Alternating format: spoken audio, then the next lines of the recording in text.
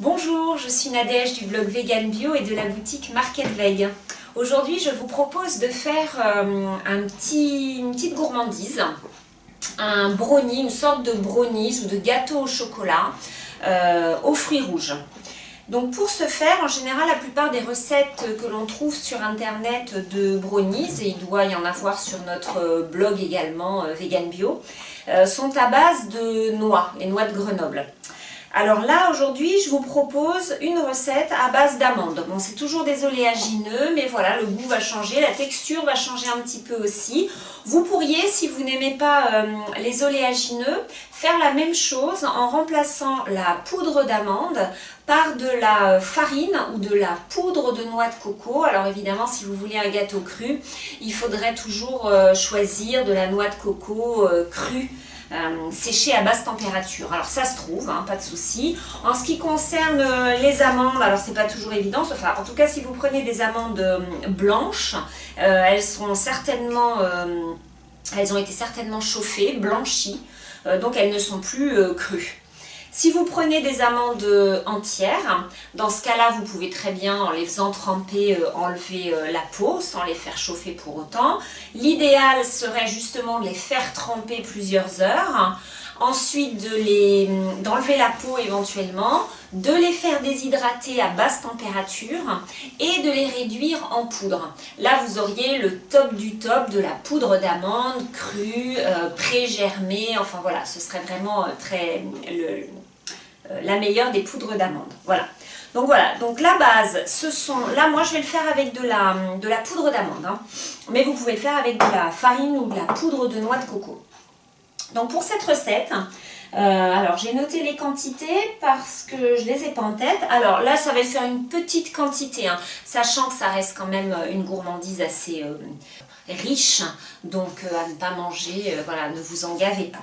Donc là j'ai besoin de 65 grammes, donc soit de poudre d'amande, soit de farine de noix de coco crue. Voilà. Alors ensuite, je rajoute une bonne pincée de sel. Alors choisissez du sel de qualité, soit du sel rose de l'Himalaya qui est un sel extrêmement pur, qui a été préservé de la pollution, donc très intéressant à plein de niveaux. Ou sinon un très bon sel de mer, voilà, mais surtout pas le sel de table fluoré ou enfin bon, ces sels un petit peu bas de gamme en fait, voilà. Donc après, vous ajoutez de la poudre de cacao crue. Alors, vous pourriez le faire avec de la poudre de cacao qui ne serait pas crue. D'abord, ça changera un petit peu le goût parce que le cacao non torréfié n'a pas tout à fait le même goût que la poudre de cacao torréfiée. Mais en plus, ça changera bien sûr sa valeur nutritive. Le cacao cru est extrêmement intéressant pour sa richesse en antioxydants. Après, ça reste un excitant, donc soit vous l'utilisez avec parcimonie, soit vous pouvez le remplacer éventuellement par de la caroube crue. Alors attention, la caroube que l'on trouve dans les magasins bio, à ma connaissance, pour l'instant n'est pas crue. D'ailleurs, si ce n'est pas précisé, c'est qu'elle est forcément torréfiée. Donc prenez bien la caroube crue. Voilà, donc là, soit vous prenez du cacao. Alors moi, j'ai décidé pour cette fois d'utiliser du hot choki. Alors ça, c'est un mélange que vous trouvez chez Market Veg, qui est à base de cacao cru, de poudre de cacao cru. En fait, c'est un mélange, pour faire une boisson instantanée, mais version crue au chocolat. Donc là, dedans, vous avez de la poudre de cacao cru, mais vous avez également de la lucuma, qui est un fruit d'Amérique du Sud, qui est très intéressant pour sa richesse en bêta-carotène, en phosphore, en calcium, en fer. C'est très doux, ça apporte du crémeux à vos boissons. C'est pas très sucrant, mais un petit peu quand même. C'est vraiment très agréable. Donc dans cette boisson, vous avez la lucuma qui apporte un petit peu de sucre naturel. Vous avez un peu de vanille et une petite pincée de sel, en gros, voilà. Donc vous avez une boisson crue, vous n'avez qu'à rajouter du lait végétal chaud ou de l'eau, même si vous préférez. Et puis vous avez un chocolat cru, un chocolat chaud version crue. Donc là, moi, j'ai préféré utiliser ça pour faire ce brownie au chocolat. Donc j'en ai mis exactement 25 grammes. Voilà, pour ce mélange-là. Donc j'ai mis le sel. Voilà, donc là je vais déjà mélanger les ingrédients secs. Bien mélanger tout ça.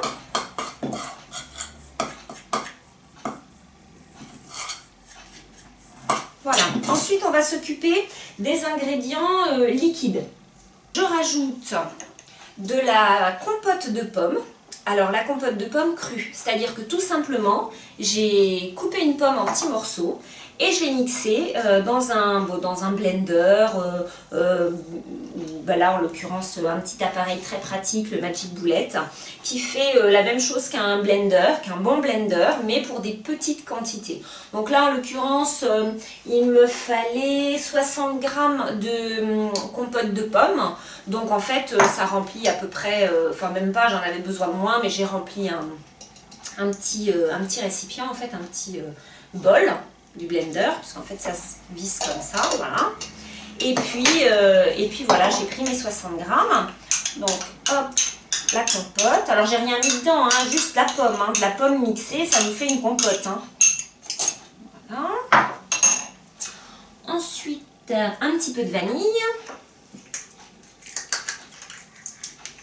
Voilà, vous mettez une dizaine de gouttes, quand même que ça parfume bien votre brownies.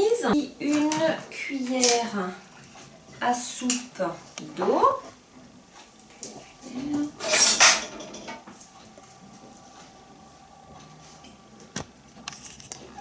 Voilà. Et un sucrant. Alors, libre à vous de le laisser comme ça, mais moi je rajoute un peu de sucrant. Alors en l'occurrence, vous avez le choix dans les sucrants liquides entre le sirop d'agave, éventuellement le sirop d'érable, hein, qui est très intéressant. Alors c'est pas un sucre à bas indice glycémique, le sirop d'agave non plus d'ailleurs. L'intérêt du sirop d'érable, c'est qu'il est très riche en minéraux. Alors sinon, en sirop à bas indice glycémique, vous avez, et liquide, vous avez le nectar de coco. Alors ça n'est pas cru, pareil. De toute façon, le sucre de coco n'est pas cru, quoi qu'on vous dise. Il a toujours été chauffé, qu'il soit en poudre ou liquide. Il a été chauffé. Alors le sucre de coco liquide, il en existe deux sortes. Chez Market Weg, vous le trouvez en version blond et en version ambre. La différence, c'est qu'il y en a un qui a été chauffé un petit peu plus. Alors le blond, il est chauffé relativement bas quand même, à 55 degrés. Donc ça reste pas encore des chaleurs intenses. Et le ambre, il a été chauffé un petit peu plus. Ça doit monter à 65 degrés à peu près. Donc voilà, mais par contre c'est intéressant toujours pour sa richesse en minéraux. Donc c'est un sucre à bas indice glycémique aussi, donc c'est intéressant. Donc pour cette recette, j'ai besoin de 60 ml.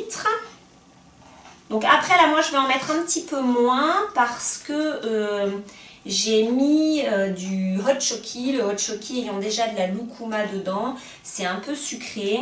Donc je préfère en mettre un petit peu moins. Après, à vous de tester la préparation. Vous mélangez bien, vous goûtez, puis vous voyez si ça vous convient comme ça. Voilà. Et donc là, il n'y a plus qu'à mélanger. Alors vous allez avoir une pâte, normalement. Alors, est-ce que j'ai rien oublié? Non. Voilà. Alors si toutefois vous trouviez la pâte un petit peu trop liquide, c'est possible. Alors une petite astuce que je trouve sympa, parce qu'en même temps c'est une astuce santé, c'est de rajouter dans toutes les préparations que vous trouvez un peu liquides, de la poudre de psyllium. Alors la poudre de psyllium, on en a souvent parlé sur le blog, parce que c'est vraiment un régulateur du transit intestinal. C'est un peu comme, ce serait un peu comme, ça pourrait servir de laxatif, mais en fait c'est extrêmement doux pour les intestins. C'est vraiment, vraiment quelque chose, si vous avez des petits soucis de transit, dans un sens ou dans l'autre, le psyllium est vraiment à ajouter dans votre alimentation. Alors vous l'avez, en général dans les magasins bio, vous l'avez sous forme de, alors il est indiqué comme étant en poudre, Mais en fait, c'est pas de la poudre, ça ressemble plutôt à des flocons et ce sont l'enveloppe de la graine de psyllium. Parce qu'en fait, c'est l'enveloppe qu'on utilise, pas la graine. Donc, c'est les téguments, ce qu'on appelle les téguments, de la graine de psyllium. Voilà. Alors, moi, je trouve que c'est pas super facile à consommer, pas forcément très agréable sous cette forme-là. Après, c'est à chacun de voir. Moi, personnellement, je le préfère sous forme de poudre. Donc, chez Marketweeg, il est sous forme de poudre. Vous en avez deux. Une qui est une poudre fine et une qui est une poudre extra fine. Alors, pour tout ce qui est préparation un petit peu comme ça, culinaire, surtout les desserts, je préfère utiliser l'extra fine. Alors, il en faut, plus elle est fine, moins il en faut. C'est pareil, la différence avec les téguments, donc ce qu'on trouve dans les magasins bio, c'est que du coup, vous devez en consommer un peu plus pour la même efficacité. Donc, plus c'est fin, voilà, moins il en faut. Et puis, ça se dissout extrêmement bien dans toutes vos préparations. Donc, il en faut vraiment très très peu. Voilà, allez-y vraiment progressivement parce que ça absorbe vraiment les liquides et ça va très très vite. Après, vous avez quelque chose qui risque d'être beaucoup trop compact en fonction de ce que vous voulez faire. Donc là, bon. Je vais laisser reposer un petit peu et puis je vais préparer ce qui aura en fait le glaçage de mon brownies.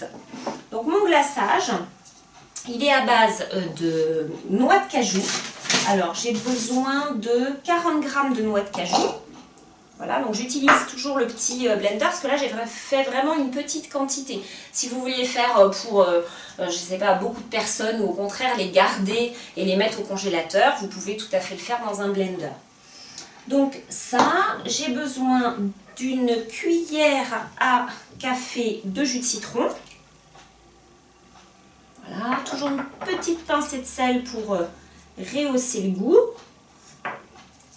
Hop. Ensuite, alors on a de l'huile de coco. Non, l'huile de coco on la rajoute à la fin, c'est vrai. Voilà, le sucrant.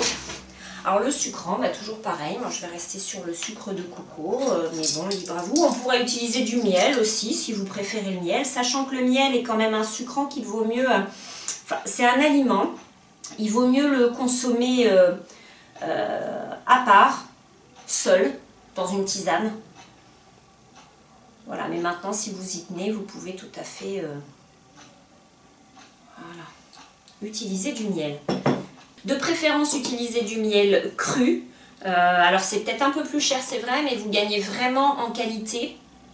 Et puis, dans le respect des abeilles aussi.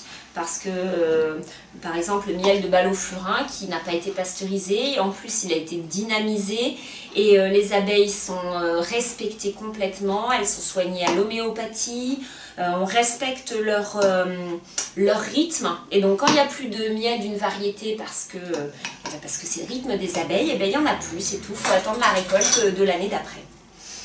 Alors ensuite eh bien, mon glaçage, il a des fruits rouges. Ça va faire un joli glaçage, alors en fonction des fruits, soit rouge, soit violet. Là en l'occurrence j'ai mis, alors vous pourrez utiliser des fruits frais. Moi là j'ai pas trouvé de fraises fraîches évidemment, je les ai congelées. Donc voilà, des fraises et puis un petit peu de myrtille. Donc elles sont dégelées, voilà. Je rajoute les fruits. Voilà, je vais peut-être rajouter le jus parce que ça va mieux mixer. Donc je sais pas, les noix de cajou ont été trempées avant, hein. Ça c'est pour aussi faciliter leur mixage. Et voilà, donc là je vais mixer de manière à obtenir eh bien, une crème la plus lisse possible.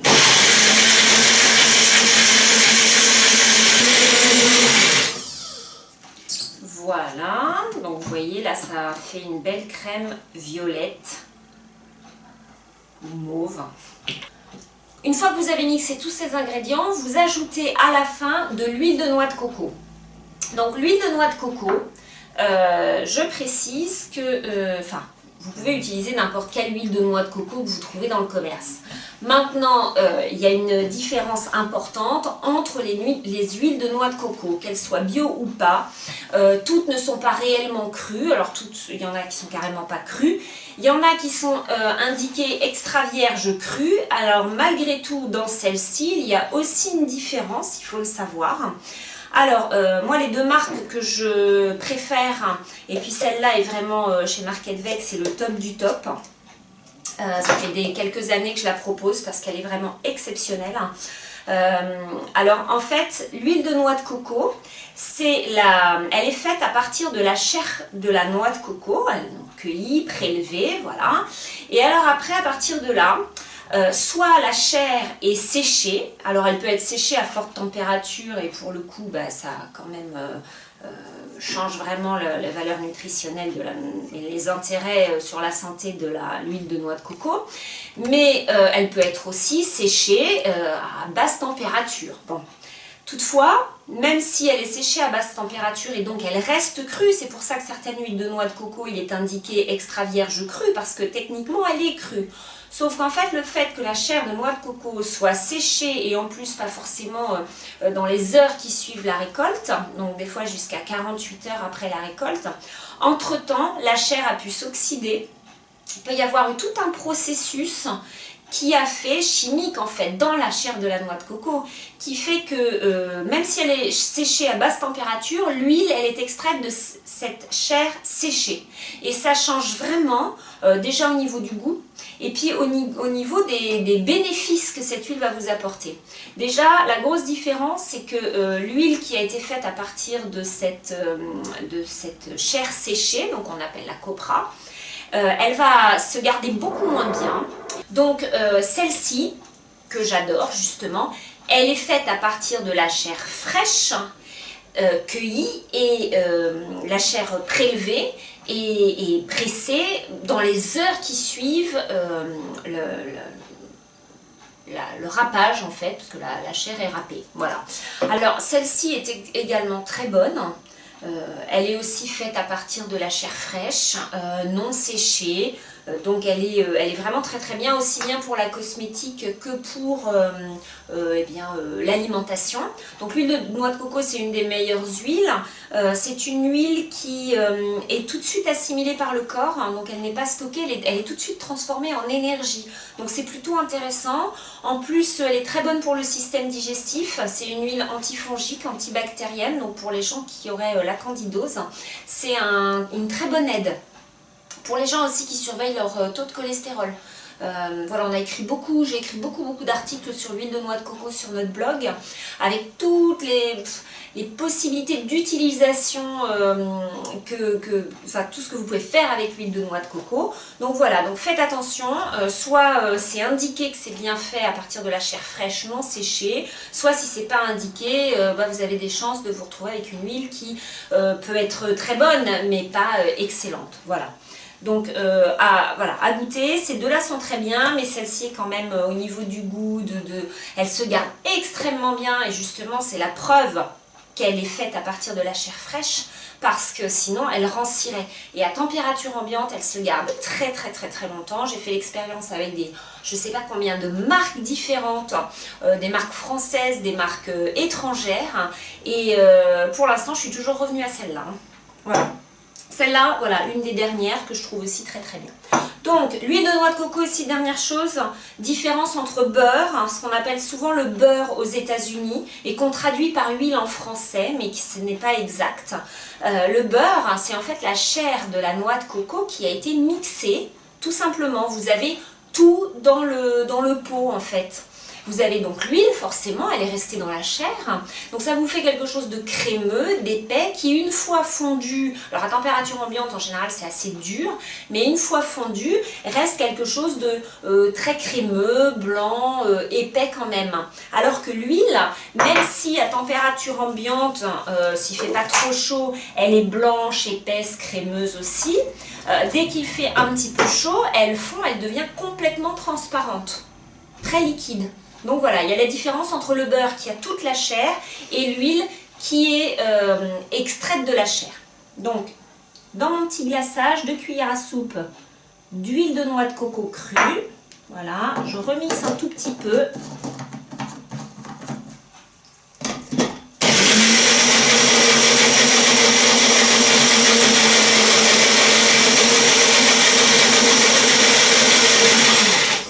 Voilà.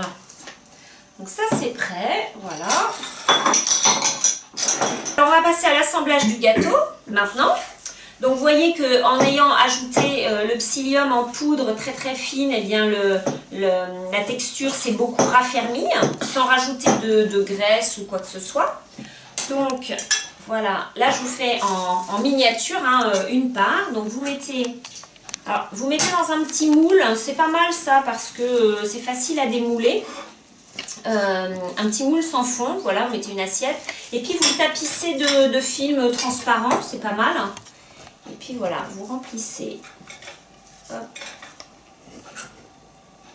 Parce que après comme ça, vous allez pouvoir mettre le glaçage et ça va vous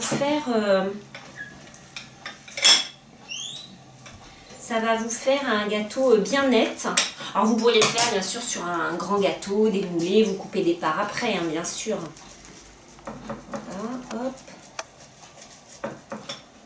Alors, évidemment, les mains sont propres. Hein. Pas besoin normalement de le préciser. Voilà, donc vous tassez bien votre pâte. Alors après, vous faites de la hauteur qui vous convient, hein, qui vous plaît.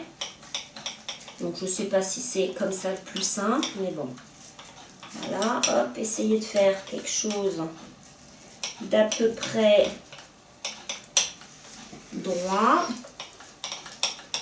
pour que ce soit joli. Et je vous dis, vous pouvez le faire de manière beaucoup plus simple dans un très grand plat, soit un plat complètement recouvert de papier comme ça, enfin de film transparent, puis après vous n'aurez plus, quand tout sera pris, qu'à soulever le film transparent et puis ça partira tout seul, ou alors à chemiser un cercle à gâteau. Comme ça, voilà, ce sera encore plus simple à enlever. Enfin, c'est vous qui voyez avec ce que vous avez. Une fois que vous avez bien tassé votre base, avec, je vais utiliser ça, vous n'avez plus qu'à remplir de votre glaçage. Enfin, quand je dis glaçage, après vous pouvez en mettre un petit peu plus que un simple glaçage. Hein. Ça peut faire quand même une bonne épaisseur. Voilà.